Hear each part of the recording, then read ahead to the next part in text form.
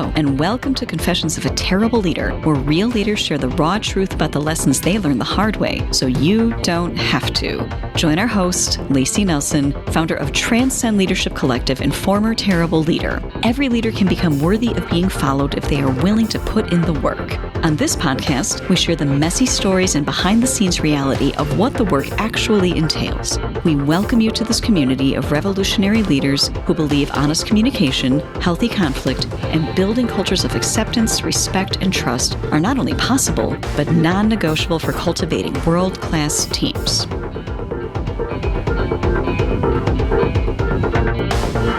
Hello, friends, and welcome back to Confessions of a Terrible Leader. I'm your host and former absolutely terrible leader, Layci Nelson. Chris Seifert is joining us today. Welcome, Chris. Thank you. Great to be here. You're the founder of Enabling Empowerment. You are a manufacturing executive advisor as well as an author. Did I nail it? You did. Okay. So I'm a member of Women in Manufacturing, the group. We are manufacturing adjacent, work with a lot of manufacturing organizations here in our area as well as beyond. So I am so excited to have this conversation with you today and just talk shop while people listen in. But first, tell me a little bit about what led you to, I'm assuming you didn't start here. How did you get to where you're at right now? Yeah, absolutely. Yeah, I have over 25 years combined leadership and consulting experience. About a third of that was on active duty in the Navy, in the submarine force. So I spent my first 8 years of my career doing that. Got out of the Navy, transitioned into manufacturing operations, was a plant manager for a couple different Georgia Pacific plants, and Owens Corning plant. Then a detour into consulting, where I was a partner in a consulting firm for about 6 years. And then my last operational role, I was vice president of operations for a biomass fuel manufacturer. And during that time, we grew that business. When I joined, it was about 350 people, about 400 million revenue, 4 plants. And in the 6 years I was there, we grew it to 1.3 billion, 14 facilities, and about 1,500 people. So ton of growth. I left that role, having found over the course of my career a very specific problem. There are really two, but one that I thought was not being solved very well. And those are that first, every team I've led over my career, I have found struggles with two things. One, root cause analysis, and two, decision making. And in both cases, I think, the human brain isn't really very good at either one. We tend to be very good at correlation, not causation, right? And we tend to be very impulsive as humans in our decision making, right? And neither of which is very good in a manufacturing environment, right? All things you have said are true. Yes.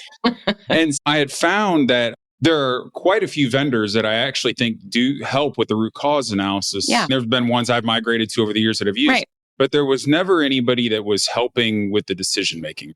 And over the years, I had developed a training for my team on how to make decisions. And I felt this is an area that I can step in, right? Nobody else seems to be solving this problem well. And how can I help out with that? And so started Enabling Empowerment, the company. I wrote a book by the same name, Enabling Empowerment. And really the gist is exactly what it sounds like. It's about, the intent is to enable leaders to empower their teams to make decisions. Question. Why did you need to write a book? What specifically is getting in the way of decision making? What are the main blocks or the root causes? Where do people get stuck? Why is it so hard? So the two things, the decision making and the micromanagement, are interrelated, right?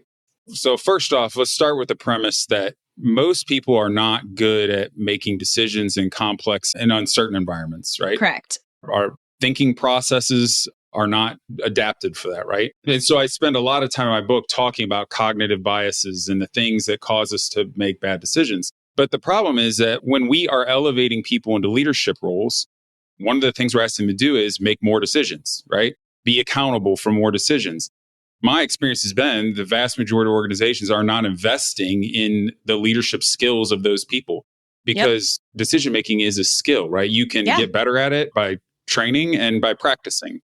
And so it only makes sense if we're going to start elevating people into roles of leadership, we should be developing that skill in them, right? Oh, yeah, 100%. But then when we don't do that, what ends up happening is the leader above them ends up having to continue to make the decisions for them, right? Or step in and Yep. micromanage, right? Yep. If you go on LinkedIn and just go out in the social media universe, the trope is that most micromanagers are micromanagers because they're narcissists.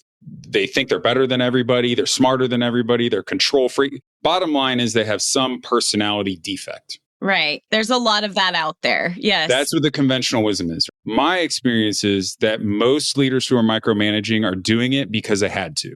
They don't want to do it. Who wants to do that? Who wants to be like, my first few manufacturing plants, when I took them over from a micromanager, my wife literally asked me to sleep on the couch, right? Because she said, if the phone is going to ring all night like this, I don't want to hear I it. can't sleep, right? Yep. Because they could not make a decision without calling me and asking me, running it by me. And they had been trained to do that, whether on purpose or not.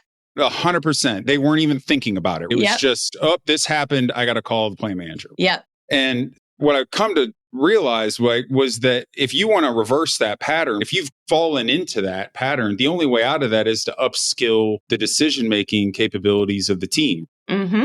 The problem is, how do we tell the leaders to do that? Well, you need to start coaching people, right? You need to coach them on how to make better decisions. But if I'm already having to make all the decisions, how am I going to have time to coach people? Right. I don't have time for this, right? I'm stuck in this trap. I also will say, teaching what's happening in your brain to another person is not easy. Absolutely. Absolutely. Yes, absolutely. So that is where I developed the decision-making framework that I teach people, right? Excellent. And it quite literally came from like that first plant I was at. This shift leader came up to me and said, hey, the plywood press, one of the openings broke. What do you want me to do? And I'm like, I'd like you to make a recommendation. Let's start with that. Let's start with you not asking me what to do. And it was an hour-long conversation and it was great. But I was like, holy crap, I can't do this with 500 people. It's not going to work, right? So what I did was started bringing people in and said, hey, when we make a decision, this is how we should do it. First step is frame the problem. Second step, identify alternative solutions. Third step, understand the key drivers, right?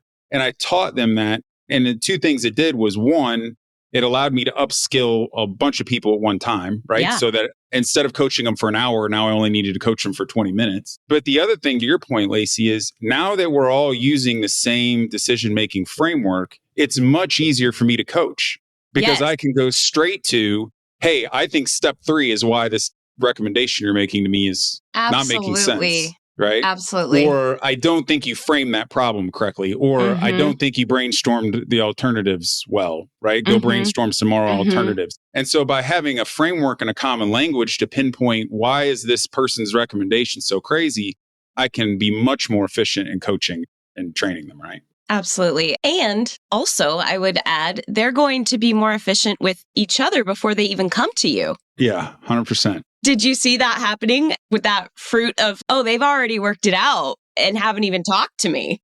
Yeah, absolutely. Again, that's the power of any time you're using a common framework, right? The learning between people is just amplified, right? The velocity of the learning because you're all using the same language, right? Yep. You know what step 3 is and step 4 is in your process, then it's easier for you to share knowledge. Yes. The power of a shared lexicon.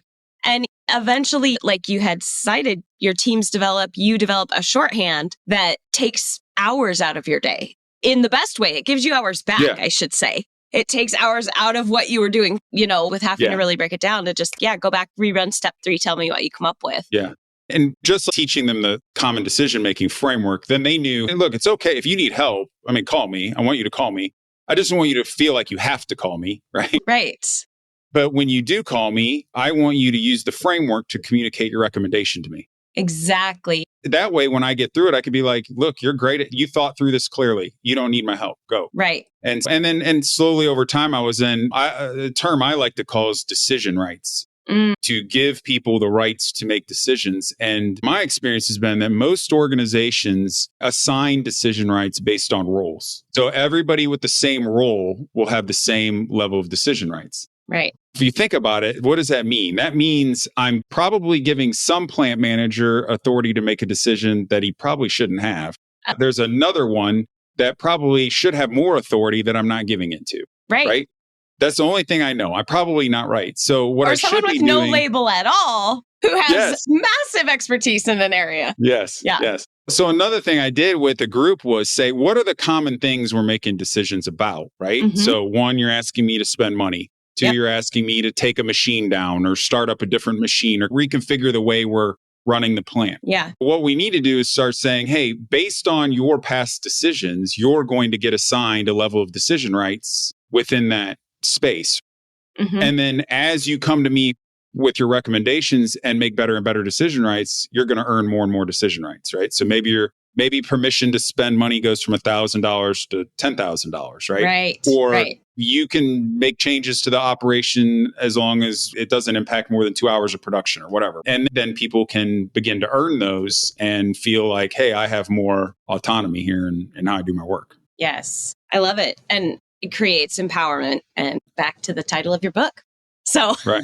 one of the things I would love to know, it can be a big challenge to convince anyone in manufacturing to slow down enough to front load the skills. Yeah. You have to go slow to go fast, right? You're going to have a cost up front, whether it's in production, output, something's going to slow down in order to impart these skills and then take the time and the space to actually start practicing them. What do you tell the manufacturer who clearly needs this help? The plant manager, the ops director, they need these skills, but they're really struggling with but do I shut down a line for this? Or I don't know how to make this work. How do you have that conversation? If they're listening now, what do you want to tell them? I would tell you first off that most organizations already have some leadership development training program, Yeah. right?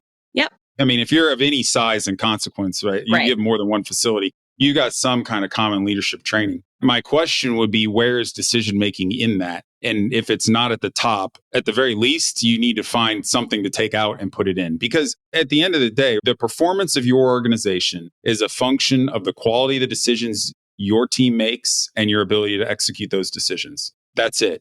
And so you better make good decisions, and you better be better at making decisions than your competitors are. Yes. And if you have not made that a deliberate, hey, I'm going to be better at making decisions than my competitors are, then you're leaving it to chance, right? And so I would say you already have some type of leadership training. Right. What's in it? And if decision making isn't, that's the first place I would start, is asking why not? I mean, look, we need to talk to our new leaders about how to better communicate with people, how to give them performance feedback, how to do that kind of stuff. But we're spending tons of time on soft skills, and we're not spending time on the thing that we just promoted the person into. And that seems like we're not allocating our resources. So in your mind, quick question, what differentiates a soft skill from a hard skill? That's a great question. I don't know. I'm certainly not the expert on that, but I guess I just would say we spend a lot of time on the relationship stuff, which is important, right? When we are promoting people into roles, then yes, how their relationships with their peers are going to be is different. Right. I just think we're neglecting This tool portion of their job, which is make decisions, right? I mean, I'm now a supervisor. I've got to decide, hey, I don't have enough people. What choices do I make about what I do? These are the things that I'm going to be confronted with on a daily basis. And if my only solution is pick up the phone and call my boss, you need a new solution. Why did we promote you? When you're going in and working with an organization and they're implementing this skill, where do you see it tend to fly off the rails? They're starting to go back to old habits. Is there a common point that you see that and they have to really get intentional and dial in? I like to do a graphic analogy that I use with teams, where I say any kind of culture change, right? My question to you is, are you committed like the pig is committed to breakfast or the chicken is committed to breakfast? Okay. And what I mean by that is the chicken makes a donation to breakfast, right? But the pig's all in. It's not coming back. Yeah. There's no more. It went to breakfast. It's done. So what does that look like for leaders and when they're trying to change the culture, right? Leaders who are willing to come to the training, put some time on their calendar, dedicate a meeting, send out an email. Congratulations, you're the chicken, right? That's great. Those things are all important. You've made a donation. But to really change, you're going to have to change the way you behave. Yep. And so what that means is if you're going to teach these people how to use a decision-making framework, you've got to use it to give them feedback. Yes. You can't just, nope, that's a dumb idea. We're not doing that. You're going to have to upskill the people to make decisions. They just start asking them to make more decisions. Recommendations are horrible. The leader Mhm. steps in is like, this is stupid. I can't, it goes right back to the way they were, and things Yep. are worse off than they ever were before. Right. And so that's the main thing. When I work with people, before we start focusing on changing the culture, we upskill the team, right? Like we say, hey, we need to change from this culture of, call it codependent leadership, where Mhm. we're dependent on the leader to make decisions. Yep. We want to change that. That's great. But before we start telling you to make more decisions, we need to give you the training.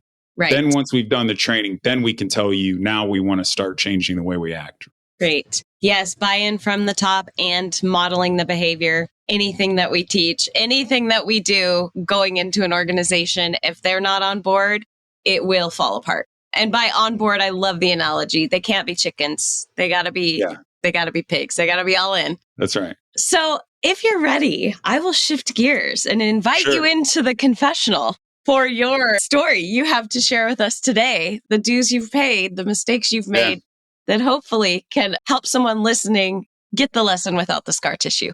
Sure. This is another story that I talked about in the book that really changed the way I approach managing a team, leading a team in general. Mm-hmm. When I was getting out of the Navy, man, I was at the time, and I don't know if it was just where business culture was in general, but man, I was the most KPI driven, results driven person on the planet. By the way, I'm getting out of the Navy and I'm also getting my MBA. And I read at the same time Jack Welch's Straight from the Gut and Larry Bossidy's The Art of Execution, which are all about results, right? Yep. I mean, that's all it is. It's about results. And look, I'm being maybe a little bit facetious, but about beating people over the heads with results. Jack Welch is like a mixed review in general for his style. And yeah, absolutely. You came out of the gate hot, I'm guessing. Yeah.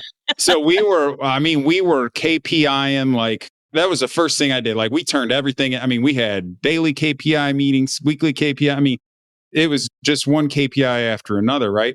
Mm-hmm. And I joke now in hindsight that when it comes to the continuous improvement cycle, plan, do, check, act, I was just check. Like we're just going to check all the time, right? Yeah. We're not planning and doing, we're just checking. I think it took a lot with that first team for me to realize that there's a lot more to it. Results are important, but at the end of the day, it's about the processes and the systems and the culture that I create as a leader. And that I can get great results short term with the wrong systems and culture. Yep. Absolutely. I won't long term. And so that's been an important lesson for me, not just in where I was running plants, but as an executive, right? Yeah. It taught me, I would go into a plant and I learned to sniff out, hey, we're getting good results, but the wrong way right here, right? This isn't sustainable. We're getting it because we're beating people over the head and it's, working now, but it's not going to work forever. It's not going to work forever. Yeah. So I'd say that's the biggest lesson for my career. Excellent. Don't be satisfied with the quick win up front if it's not in alignment with culture, systems, processes. We did a study. So when I was with a consulting company, we were doing a lot of benchmarking on what makes the nuclear Navy's culture so safe, right? Like, how are they so safe in what is the most dangerous, complex environment in the world? Right. And they have the best safety record. How do they do that? What is it about their culture? Yeah. I do not want to go on a submarine. No. Right. Yeah. So we did a lot of benchmarking with them, with some submarines, and then with some oil and gas companies. Okay. And what struck out was we had them rank 40 statements about their culture and force rank them. And the submarines kept putting be results oriented in the middle. And the executives kept putting it at number one. Yeah.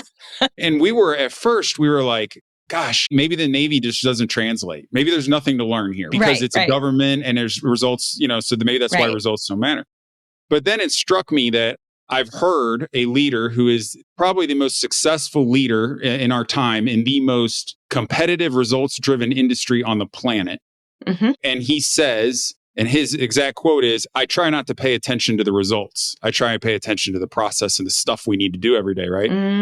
That leader is Nick Saban of the Alabama Crimson Tide. And it dawned on me that maybe he's right and everybody else is wrong, right? Yeah. Here it is. He's learned, if I want to win a championship every year, I can't pay attention to the results on the scoreboard right now in this game, right? And we may win this game. Yeah. We may win this game, but if we didn't do the right stuff today, I'm not going to win the game next year. Absolutely. Big mind shift, I think, from where a lot of leaders are. Such a paradigm shift for them. But I'm sure you get the joy of when they do make the shift, you get to see the fruit of that, or at least you hear about it later. Because that's the fun part for us, right? When we get to go, oh my gosh, I got to see that work. It's working for these other organizations. That's wonderful. Yeah. And their people benefit. Everybody benefits. Everybody enjoys work a lot more when they're empowered. The great thing about helping people make better decisions is I'm not just helping, you're right, I'm not just helping them be better in their job. I'm helping them make hopefully better decisions about the house they buy, the car they buy, how they pay for the 100%. car, it's because it's all the same stuff, right? It's all the same. Carries over and affects their life at home. And even when they move on, they're going to take that into the next setting and keep it with them for life. That's great. Chris, thank you for joining us today. Where can people find you? We're going to drop all of your stuff in the links in the show notes, but what's the best way to get a hold of you? How do they find you? Sure, absolutely. So www.enablingempowerment.com is the website. You'll find blog articles, the book, videos, recorded webinars. We're doing webinars all the time. Excellent. All that kind of stuff's out there. I'm also very active on LinkedIn. And if you send me a DM, happy to connect. Excellent. Thank you for sharing your wisdom, your experience, your hard-earned lessons with us today. And until next time, friends, go manage like a leader. Thanks for being part of this community of revolutionary leaders who believe honest communication, healthy conflict, and building cultures of acceptance, respect, and trust are not only possible, but non-negotiable for cultivating world-class teams. If one-to-one coaching, engaging workshops, or strategic planning that is actually useful are anything that interests you, make sure to head over to transcendleadershipcollective.com to check out our free resources. Confessions of a Terrible Leader is hosted by Layci Nelson and produced by Mary Scott. Music is by Leif Olson and Mary Scott from the band The Number of Months. Thank you so much for listening. Don't forget to like and subscribe and leave us a review. And until next time, go manage like a leader.